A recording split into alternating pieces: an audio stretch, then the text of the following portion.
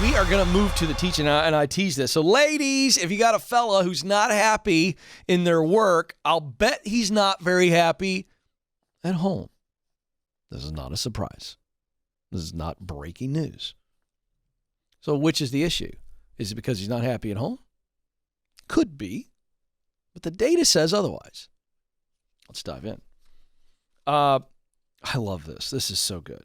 The University College of London psychologist John Barry, who's the co-founder of the British Psychological Society, partnered with Harry's, which is a men's products company, and they came up with a report, and they surveyed 5,000 men on this report, and American men, okay? And they were asked about happiness, confidence, emotional stability, motivation, optimism, and then they were asked about how satisfied they were with their careers, their relationships, their money, physicality, mental health, and just generally the values that matter most to them. Okay, so that's the setup. All right, that's what they talked to them about. And there was a gigantic trend that said the strongest predictor of men's happiness and well-being is their job satisfaction. Let me say that again. The strongest predictor of a man's happiness and his well-being is their job satisfaction. I want to pause for a minute.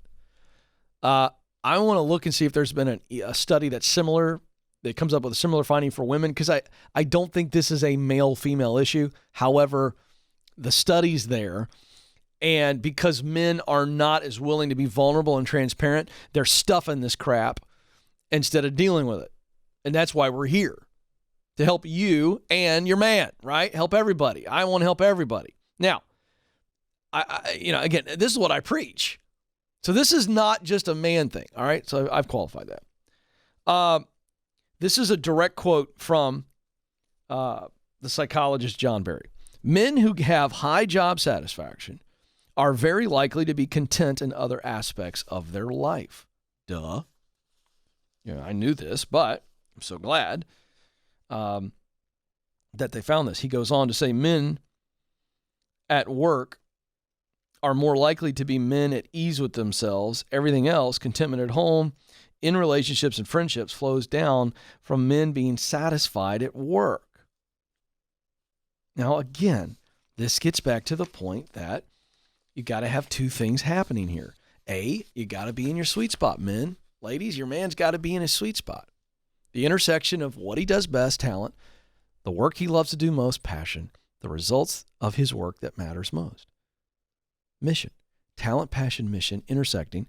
That's your sweet spot. That's where the role that you were created to fill exists. And you can do that in multiple jobs.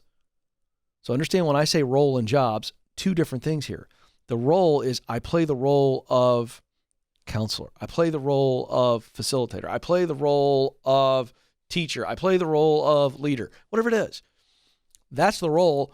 And I can do that in multiple jobs, multiple career paths. So understand that that's item A. Item B is he does it in a place where he is valued. So healthy culture. So you've got to be in your sweet spot, performing your unique role in a healthy culture. Bing! That's it.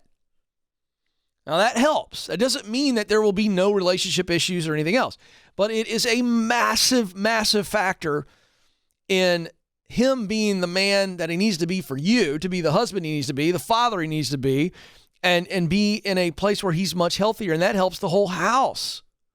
So there it is. Pretty simple stuff.